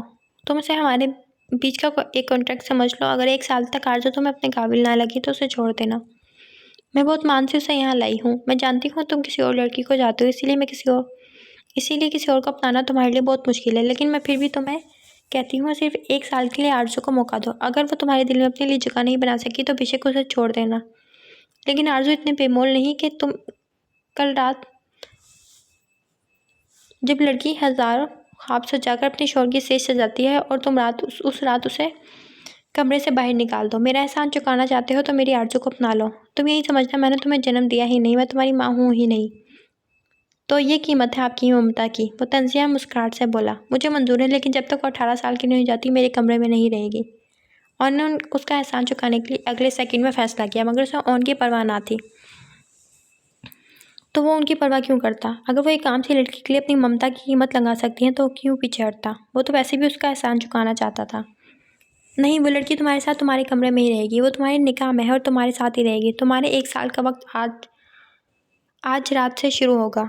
अगर चुका सकते हो मेरी ममता की कीमत तो चुका दो। ना चाहते हुए भी जुबैदा की आंखों में आंसू आ गए। लेकिन सामने वाले को उसके आंसुओं की परवाह ना थी और ना ही उसके जज्बात की। सभी घरवाले आरजू से बहुत मोहब्बत से पेश आ रहे थे। खासकर खालिद ने उसे बहुत अहमियत दी। वो तो उसे अपनी बेटी कह रहे थे। सुमैर और हारिस जो शुरू से उसके फेवरेट कज़न थे, अब वो उनसे खुलकर बात कर सकती थी। अब उसे ये डर नहीं था ताइमी किस निगाह से उसे देख रही हैं। जबकि आरजू के इस घर में आने की खुशी में सुमैर और हारिस ने काम से छुट्टी कर ली। हानिया से भी उसकी अच्छी खासी दोस्ती हो चुकी थी। हानिया और सुमैर की शादी को अभी बमुश्किल 2 माह हुए थे, जिसकी वजह से ज़्यादातर यंग पार्टी सुमैर और हानिया पर नज़र रखे हुए थी। उन दोनों की दुर्गत बनाने में वो हमेशा पेश रहते थे, जिस पर हानिया शर्माई कभी इधर घूमती तो कभी उधर। जबकि सुमैर बेशर्मों की सारी हदें पार किए हुए था। उसका कहना था हानिया उसकी पर्सनल प्रॉपर्टी, वो जब चाहे उसे देखे। इस घर में सबका अपना ही अंदाज था, लेकिन न जाने ऑन किस पर गया था। वो तो उसका लगता है, इस घर का लगता है नहीं। यहाँ सब प्यार मोहब्बत से मिलजुल कर रहने वाले, और एक वो था जो सबसे अलग अपनी दुनिया में मगन। हर कोई अपनी तरफ से सफाइयाँ पेश कर रहा था कि ऑन फिलहाल इस शादी को कबूल नहीं कर पा रहा। जबकि आरजू को जैसे ऑन से कोई मतलब ही ना था। वो यहाँ आकर आज़ाद हो गई थी, जहाँ चाहे जिस जगह चाहे बैठे उठे, कोई रोक टोक ना थी। पुप्पो तो उसे काम तक को हाथ तक लगाने नहीं दे रही थी। वो रात बहुत देर से घर आया था। उसके दिमाग में एक जंग छिड़ी हुई थी। वो बहुत कोशिश के बावजूद भी इस नंबर पर फ़ोन नहीं कर सका जो उमर ने उसे देकर गया था। वो हमेशा से सोचता था कि जिस लड़की से वो शादी करेगा उसके साथ वफादार रहेगा, और यही वो सोच थी जो उसके आड़े आ रही थी। वो चाहकर भी तामिया को फ़ोन नहीं कर पाया। कमरे में आया तो ऐसा एहसास हुआ कि उसके अलावा कमरे में कोई और भी है। उसे वॉशरूम से आवाज़ आई, यानी ये लड़की उसके कमरे में आ चुकी है, लेकिन उसे अहमियत नहीं देना चाहता था। वो जानता था इस रिश्ते के लिए जितनी उसके साथ ज़बरदस्ती की गई है और जितना उस शादी से वो नाखुश है, इतनी ही वो भी इस रिश्ते को कबूल नहीं कर पाएगी। और वैसे भी उसकी उम्र ही क्या थी जो खुशी खुशी इस कमरे में आती। वो तो शायद इस रिश्ते का मतलब भी नहीं समझती थी जो उन दोनों के बीच जुड़ चुका था। लेकिन फिर भी ओन अपने दिल को ज़रा सख्त करते हुए कमरे की लाइट ऑफ करके बेड पर लेट गया। वो चाहता था कि उसे बात करे, लेकिन फ़िलहाल नहीं हो सकता था। आज बात करने का वो कुछ और ही मतलब ना निकाल ले, और वो वैसे भी इससे छोटी सी लड़की के जहन में ऐसी कोई बात नहीं डालना चाहता था जिससे उसके आगे की ज़िंदगी ख़राब हो। वो जैसे ही वॉशरूम से बाहर निकली, कमरा रोशनी में नहा गया। ओन ने उसकी साइड से करवट ले रखी थी। वो आहिस्ता आहिस्ता कदम उठाती बेड की तरफ आ रही थी जब ओन ने अपने करीब से तकिया उठाकर ज़मीन पर फेंका। जहाँ जगह मिलती है वहाँ जाकर सो जाओ, इस बेड पर तुम्हारे लिए कोई जगह नहीं। ओन कहता कंबल अपने ऊपर तान चुका था, और कितनी ही देर वो उसे ऐसे लेटा हुआ देखती रही, फिर पूरे कमरे में नज़र दौड़ाई जहाँ उसे सोने के लिए कुछ ना मिला, और फिर जहाँ ऑन ने तकिया फेंका था वहीं कालीन पर बैठ गई। कालीन अच्छा खासा मोटा था, वो आसानी से यहाँ सो सकती थी। मतलब अब सोने के लिए वो सैकड़ों की मिन्नतें करने की कोई ज़रूरत ना थी। वो तकिया ठीक करके आराम से वहाँ लेट गई, जबकि उसकी चूड़ियों और पायल की चिनचिने सारी रात उनको एक सेकंड भी सोने ना दिया। 2-3 बार तो उसका दिल चाहा उसका हाथ पकड़कर कमरे से बाहर निकाल दे। थोड़ी देर बाद उसके कमरे में जब थोड़ी सी रोशनी हुई तो वॉशरूम के दरवाजे की तरफ देखा। उसे एक बार फिर से उठना पड़ा, क्योंकि कमरे में रोशनी उससे बर्दाश्त से बाहर थी। उसकी वजह से वो सो नहीं सकता था। अपने आप को तकिए के हवाले की न जाने कितनी देर नाकाम कोशिश करता रहा। फिर सुबह के अज़ानों के करीब आरज़ू अपने शाही बिस्तर से उठकर बाहर निकल गई, और फिर जाके बेचारे ऑन की कहीं आँख लगी थी, और इस तरह से आरज़ू ने बिना उससे कुछ कहे अपना बदला ले लिया था, और इस बदले से वो खुद भी अनजान थी। और न जाने कब अपने बेडरूम से निकला और घर से भी बाहर निकल गया। वो कब आता कब जाता आरज़ू को कुछ पता ही ना चलता। वो तो सबके साथ मगन थी, उसे बहन भाई मिल गए थे, जेठानी माँ बाप, उसे तो अब किसी चीज़ की कमी ना रही। और जहाँ तक ऑन का सवाल है तो उसे ऑन की ज़रूरत भी ना थी, लेकिन इस घर में उसी के नाम पर आई थी। पहले घर में सब हानिया को छेड़ते थे, आज उसकी बारी थी। लेकिन इन सब की बातों में भी वो उनके साथ कह लगा कर हंसने लगी, जिस पर सभी उसे अपने अपने मुँह खोल कर देखने लगे। फिर पप्पो ने उन सबको डांट कर मना भी कर दिया था। हारिस आरज़ू को अपने साथ दाखिला भेजने के लिए फ़ोटो बनवाने लाया था। निकाह के बाद तो वो भूल ही चुकी थी कि उसे आगे पढ़ने का मौका मिलेगा, लेकिन जब बातों में उसने जिक्र किया कि मंडे को उसकी आखिरी डेट है तो हारिस फ़ौरन खड़ा हो गया और ये भी कहा कि कॉलेज जाएगा रहे। उसका दूसरा कॉलेज यहाँ से बहुत दूर था, इसलिए हारिस ने माइग्रेशन का मशवरा दिया। वो चाहता था वो महरिश वाले कॉलेज में एडमिशन ले ले, लेकिन महरिश कॉलेज के करीब होने के बावजूद हॉस्टल में रहती थी। उसका कहना था वो घर में ठीक से नहीं पढ़ पा रही, और वहाँ हॉस्टल में उसकी फ्रेंड्स भी हैं जिनके साथ वो पढ़ाई में ज़्यादा अच्छे से ध्यान दे सकती है। जबकि पढ़ाई में उसके बहुत ज़्यादा अच्छे होने की वजह से घर में किसी को उसकी बात पे एतराज़ ना था। और फिर अगले महीने में जरीश की शादी थी, जिसकी वजह से घर में काफ़ी हल्ला गुल्ला था। 4-5 दिनों से वो रात में घर नहीं आ रहा था। रात वो तो दिन में भी कभी घर का चक्कर ना लगाया था उसने। आरज़ू काफ़ी हद तक बेफिक्र थी, लेकिन इसके बावजूद भी उसके बेड पर नहीं सोती थी। वो रोज़ाना ज़मीन पर सोती। पप्पो के कहने के मुताबिक उसने किसी को इस बात का जिक्र ना किया, लेकिन ऑन का जाना और फिर वापस ना आना इस बात को ज़ाहिर कर दिया कि उन दोनों में सब कुछ ठीक नहीं। ऑन इस वक्त नाइट ड्यूटी सड़क पे गाड़ियां चेक करवा रहा था। आने जाने वाली हर गाड़ी पर नज़र रखे हुए गाड़ी की मुकम्मल चेकिंग कर रहा था। पिछले 4 दिनों से उसकी यही रूटीन थी। वो दिन रात ड्यूटी पर था। ऑन थक जाता तो उमर आ जाता, उमर थक जाता तो ऑन उसकी जगह संभाल लेता। और उस चेकिंग की वजह ये थी कि बहुत बड़े आदमी की बेटी अपने घर से भाग गई थी। उसे नफरत थी ऐसी लड़कियों से जो खुद तो इस तरह से घर से भागकर अपनी इज्जत को कौड़ी का करती हैं और अपने पीछे अपने घर वालों को अज़ियत में छोड़ जाती हैं। अगर ये लड़की मेरी बहन बेटी होती तो कसम से गोली से मार देता, न कि उसकी तरह पागलों की तरह ढूंढ रहा था। और उसके बाप ने क्या इरशाद फरमाया, सुना है तूने? मेरी बेटी नादान है, वो तो ये सब कुछ समझती ही नहीं। ऑन और उमर अपनी ही भड़ास एक दूसरे को सुनाते निकाल रहे थे। यार 4 दिन से ठीक से नींद भी पूरी नहीं हुई। मिसबा भी नाराज़ है। उसे कुछ दिन पहले वादा किया था 4-5 दिन की छुट्टी लेकर उसे घुमाने ले जाऊंगा, और यहाँ 4-5 दिन से अटका हुआ हूँ। यार ये वाला मसला तो मैं तेरी छुट्टियों का बंदोबस्त कर देता। ऑन ने उसके कंधे पर हाथ मारा। कोई बात नहीं यार, मुझे तो तेरी टेंशन हो रही है। अभी तेरी शादी को दिन ही कितने हुए और यहाँ सड़क पर बिठा दिया तुझे। भाभी के भी कुछ अरमान होंगे, क्या सोचती होंगी बेचारी। बस मेरी फिल्म की दुकान, कोई अरमान नहीं तेरी भाभी के। और तेरी इस भाभी को मैं तेरी भाभी रहने भी नहीं दूंगा। बस कुछ वक्त की बात है, फिर उसे छोड़ दूंगा। ऑन ने अपना प्लान बताया। मतलब ऑन तो फिर अपनी माँ की शर्ट को लेकर सीरियस नहीं? बिल्कुल भी नहीं। एक लड़की के लिए मेरी माँ मुझसे कहती है कि इसे अपना लोगे तो मेरा एहसान चुका दोगे।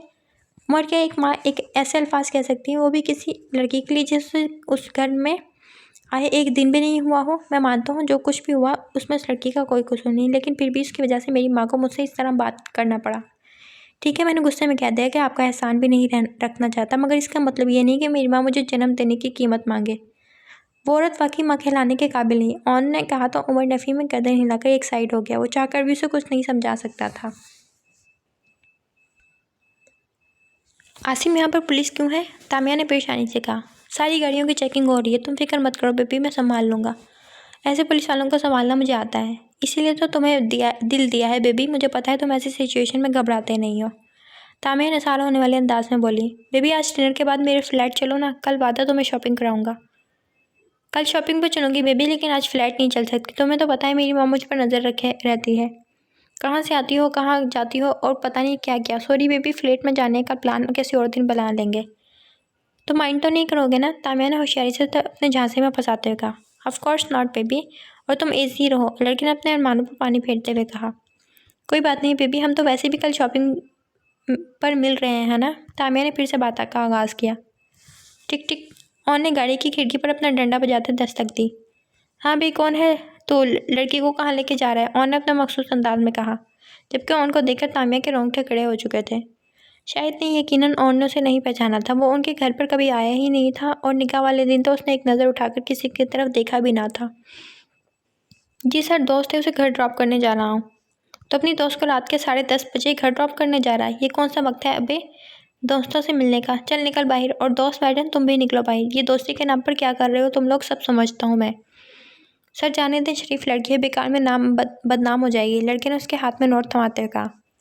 अगर इतनी ही शराफत होती तो आधी रात को सड़कों पे ना मिलती।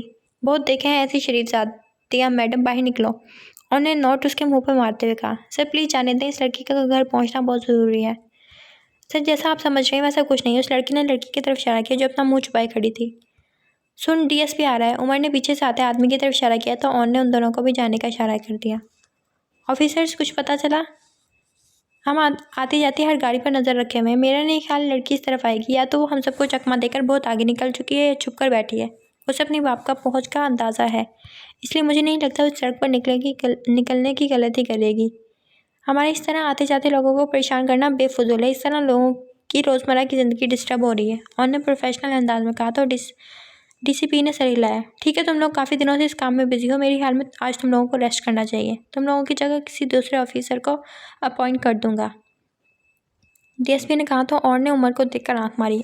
मतलब आखिरकार जान छोड़ ही चुकी थी। आज 5 दिन बाद वो घर आया था।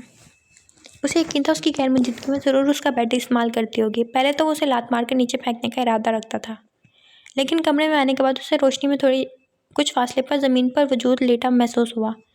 फर्मा बरदार टाइप बीवी। ऑन बुड़बुड़ाते हुए वॉशरूम में घुस गया। थोड़ी देर में चेंज करके वापस आकर अपने बेड पर लेटा, लेकिन उसे एहसास हुआ जैसे वो जाग रही है, जबकि बार बार अपने हाथ पांव हिलने की वजह से कभी छिन तो कभी छम छम की आवाज़ आती। सुनो लड़की, ये अपना बैंड बाजा उतार के सोया करो। तुम्हारी जैसी सारी रात मुझे नींद नहीं आती, वो सख्त लहजे में बोला। कुछ देर में कमरे में कोई आवाज़ नहीं तो ऑन पुरसुकून होकर लेट गया। फिर अचानक से छम छम और छिन छिन की इकट्ठी आवाज़ सुनाई दी। यकीनन वो सब कुछ उतार रही थी। अगर मेरे कमरे में रहना है तो इस बैंड बाजे से परहेज करो। आइंदा मेरे कानों में ये आवाज़ नहीं पड़नी चाहिए, उसने कहा, और करवट बदल कर लेट गया। एक बात तो बता, अगर तू भाभी को तलाक देने वाला है तो तामिया से रब्ता क्यों नहीं कर रहा? ये ना हो तेरी तलाक होते होते उसकी शादी हो जाए। नहीं नहीं, मैं ऐसा नहीं होने दूंगा। आज ही उससे रब्ता करूँगा। आज ही नहीं, अभी इसी वक्त। चल फ़ोन निकाल के दे मुझे। उमर ने कहने के साथ जैकेट से फ़ोन निकाला। हेलो, अस्सलाम वालेकुम, क्या मैं तामिया से बात कर रहा हूँ? उमर ने नर्म लहजे में कहा। जी मैं बात कर रही हूँ, आप कौन? मैं ऑन का दोस्त, उमर ने शरारत से कहा। और कौन ऑन? तानिया ने एक अदा से कहा। अरे आप नहीं जानती, वही ऑन जो रहमान शॉपिंग मॉल में आपको देखकर अपना दिल हार बैठा। वही ऑन जो पहली नज़र में आपको सब कुछ अपना मान चुका है। अरे वही ऑन जो, वेट वेट, मैं समझ गई। आपके ऑन मेरे फ़ैन हैं, राइट? तामिया ने अपने बालों की एक लट उंगली में लपेटते हुए कहा। जी जी, फ़ैन कहना ज़्यादा ठीक रहेगा। उमर ने उसकी बात का जवाब देते हुए ऑन को देखा, जबकि ऑन को तामिया का इस तरह किसी गैर से बात करना अच्छा नहीं लग रहा था। अब क्या मैं आपके दोस्त से बात कर सकती हूँ? तामिया ने कहा। जी वो तो आपसे ही बात करने के लिए बेचैन बैठा है। उमर ने फ़ोन उसकी तरफ बढ़ाया। हेलो। ऑन ने मोबाइल कान से लगाया। आवाज़ तो अच्छी है मिस्टर, आपके बारे में सोचा जा सकता है, तामिया ने एक अलग ही अंदाज में कहा, लेकिन उसकी आवाज़ उस दिन से मिल नहीं रही थी। उसने सिर्फ सॉरी बोला था, इसलिए ऑन ने आवाज़ पर ध्यान देना फजूल समझा। तामिया, मैं कोई फजूल बात नहीं करूँगा। मैंने कुछ दिन पहले रहमान शॉपिंग में आपको देखा, उस दिन शादी के बारे में सोचा। मेरी माहाना तनख्वाह 45,000 है, पुलिस इंस्पेक्टर हूँ, आगे पीछे का मिलाकर 2-3 लाख एक महीने में कमा लेता हूँ। शादी के बाद बहुत खुश रखूँगा तुम्हें। अपनी शक्ल मैं तुम्हें व्हाट्सएप पर सेंड कर दूँगा। अपने ख़ानदान का सबसे हैंडसम लड़का हूँ, मशहूर हूँ, लेकिन फिर भी अगर काबिल कबूल ना लगो तो इनकार से कर सकती हो। वो फ़ोन बंद कर चुका था, जबकि तामिया अभी तक उसकी आवाज़ और नौकरी में खोई हुई थी। अल्लाह चाहिए वो वाला ऑन ना हो। अगर ये वो होता तो क्या मुझे फ़ोन करता है? क्या उसे नहीं पता मैं उसकी कज़न हूँ? नहीं, ये कोई और ही होगा। तुम ये ले लो आरजू, तुम पर ये कलर ज़्यादा सूट करेगा। जरीश ने एक प्यारा सा सूट उसके साथ लगाया। ये तो 4,000 का है। आरजू ने सूट को खुद से दूर किया। क्या मतलब 4,000 कही है ना, 40,000 का तो नहीं। और वैसे भी चाची अम्मी ने सिर्फ तुम्हारी शॉपिंग के लिए पैसे दिए हैं, जिसमें महरिश ने 3 सूट ले लिए हैं। अब शराफत से अपनी सारी शॉपिंग करो और शादी और मेहंदी के ड्रेसेस तुम्हारे जैसे हमारे जैसे ही लेने हैं। हाँ, वलीमे के लिए कोई अच्छा सा ड्रेस पसंद कर लो। ये कहती हुई कोई और ड्रेस देखने लगी, जबकि आरजू को वो वक्त याद आ रहा था जब 200 रुपये के लिए भी उसे दिन रात ताने सुनने पड़ते थे। मेरी बात सुनो आरजू, मैं देख रही हूँ तुम ऑन को लेकर बहुत लापरवाह हो। बेटा मैं ये नहीं कहती कि तुम हर वक्त उसके साथ रहो, मैं बस ये चाहती हूँ तुम उसका ख्याल रखो। बेटा वो शौहर है तुम्हारा। लेकिन पप्पा वो तो मेरी तरफ देखते भी नहीं, इतना गुस्सा करते हैं। मेरा नहीं ख्याल उन्होंने मेरी शक्ल भी देखी है, आरजू ने कहा। लेकिन बेटा तुम उससे बात करने की कोशिश क्या करो, तुम उसे मजबूर करो वो तुम्हारी तरफ देखे, तुमसे मोहब्बत करने लगे। नहीं पप्पा, वो किसी और से प्यार करते हैं, उन्होंने मुझे पहले दिन ही बता दिया था। आरजू ने जल्दी से उनकी बात काटी। तो तुम अपने शौहर को किसी और से मोहब्बत करने दोगी? वो शौहर है तुम्हारा, उस पर तुम्हारा हक है। तुम क्यों किसी और से उसे मोहब्बत करने का मौका दे रही हो? अगर उसे घर में ही मोहब्बत मिलेगी तो वो क्यों किसी और की तरफ देखेगा, क्यों किसी और से प्यार करेगा? तुम्हें अपने शौहर को खुद से मोहब्बत करने पर मजबूर करना होगा।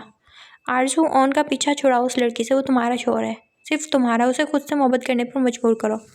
पप्पा उसे समझाकर चली गई। रात को 2:30 बजे वापस आया। उसने देखा आरजू ज़मीन पर अपने ऊपर चादर से कवर किए सो रही थी। उसे बेख्तियार मासूम लड़की पर तरस आया। तो उसने अपनी ज़िंदगी के बारे में सोचा तो होगा, क्या सोचा होगा कि ये होगी इसकी ज़िंदगी। न जाने कितने ख्वाब लेकर आई थी वो यहाँ। मैं वादा करता हूँ आरजू, मैं खुद तुम्हारी शादी किसी बहुत काबिल इंसान से करवाऊँगा, लेकिन मैं चाहकर तुम्हें अपनी ज़िंदगी में जगह नहीं दे सकता। मैं तो पहले ही किसी और से प्यार करता हूँ। मेरी माँ और तुम्हारी पुप्पो ने फैसला करते हुए एक बार भी ना सोचा। जानता हूँ तुम इस वक्त इतनी प्रॉब्लम में थी कि मेरी जगह कोई और भी होता तो तुम मुझसे निकाह कर लेती और शायद उसके साथ एक अच्छी ज़िंदगी गुजारती, लेकिन मैं तुम्हें वो ज़िंदगी नहीं दे सकता आरजू। वो कितनी देर उसकी सोए हुए वजूद पर नज़रें गाड़ता सोचता रहा। अभी उसे लेटे थोड़ी ही देर हुई थी कि उसका फ़ोन बजा। उसने फ़ोन उठाया। तामिया का मैसेज था। मैं तुमसे मिलना चाहती हूँ। उसने मैसेज का रिप्लाई करने से बेहतर कॉल करना समझा। अस्सलाम वालेकुम, इतनी रात गए क्यों जाग रही हो तुम? ऑन ने पूछा। वालेकुम सलाम, वैसे ही नींद नहीं आ रही थी। मैं तुमसे मिलना चाहती हूँ, क्या हम कहीं मिल सकते हैं? तामिया ने कहा। क्या रूबरू बैठ के मेरे सवाल का जवाब दोगी? ऑन ने पूछा। हाँ यही समझ लो, मैं तुम्हें देखना चाहती हूँ। तुमने कहा था अपनी फ़ोटो सेंड करोगे, वो तो तुमने की नहीं। मुझे नहीं पता था तुम मुझे देखने के लिए इतनी बेताब हो। खैर अगर ऐसी बात है तो मैं तुम्हें अपनी पिक्चर सेंड कर देता हूँ, और जहाँ तक मिलने की बात है तो कल कॉफ़ी शॉप में मिल लेते हैं। ओके फिर हम कल ही मिलते हैं। तुम्हें कोई प्रॉब्लम तो नहीं होगी आने में? मेरा मतलब तुम्हारी फैमिली कोई एतराज़ तो नहीं करेगा? तुम बेफिक्र हो जाओ, मैं आ जाऊँगी, तुम पहुँच जाना। वैसे तुम मुझसे प्यार तो करते हो ना? तामिया ने फ़ोन बंद करने से पहले पूछा। मुझे नहीं पता कि तुम्हें अभी तक मेरे प्यार पर यकीन नहीं आया। खैर अगर मैं तुमसे प्यार नहीं करता तो तुम्हें सबसे पहले शादी की ऑफ़र नहीं करता। मैं तुम्हारे साथ कोई टाइम पास नहीं कर रहा, मैं तुमसे शादी करना चाहता हूँ। आई लव यू। मैं बहुत जल्दी तुम्हारे घर रिश्ता लेकर आऊँगा। बात करते करते फ़ोन बंद कर चुका था, जबकि आरज़ू उसके लफ्ज़ बलफ्ज़ सुन चुकी थी। एक आखिरी उम्मीद उसे पाने की थी, वो भी ख़त्म हो गई। वो कभी उसका नहीं हो सकता था। आरज़ू ने सोचते अपनी आंखों से आंसू साफ किए। वो कैसे एक ज़बरदस्ती के रिश्ते को निभाने के बारे में सोच रही थी। कभी ऑन उस ज़बरदस्ती के रिश्ते को रहने नहीं देगा। सुनो लड़की, वो शायद जानता है वो जाग रही है। अंधेरे में सिर्फ उसकी आवाज़ ही सुन पाई थी, मगर बोली कुछ नहीं। नीचे बहुत सर्दी है, तुम यहाँ ऊपर आ जाओ। बहुत कोशिश के बावजूद भी अपने दिल को नहीं समझा पाया था। बेकार में बीमार पड़ जाओगी। वो उसकी तरफ करवट लेता कहने लगा। अब उसकी मर्जी वो आए या ना आए, वो अपना फ़र्ज़ अदा कर चुका था। पिछले कुछ दिनों से सर्दी ज़्यादा हो रही थी। आरज़ू ने सर्दी का सोच के बेड पर जाना ही बेहतर समझा। वो कोई गैर थोड़ी था, उसका शौहर था, मगर फिर भी उसके करीब जाते एक अजीब सी शर्म महसूस हुई थी।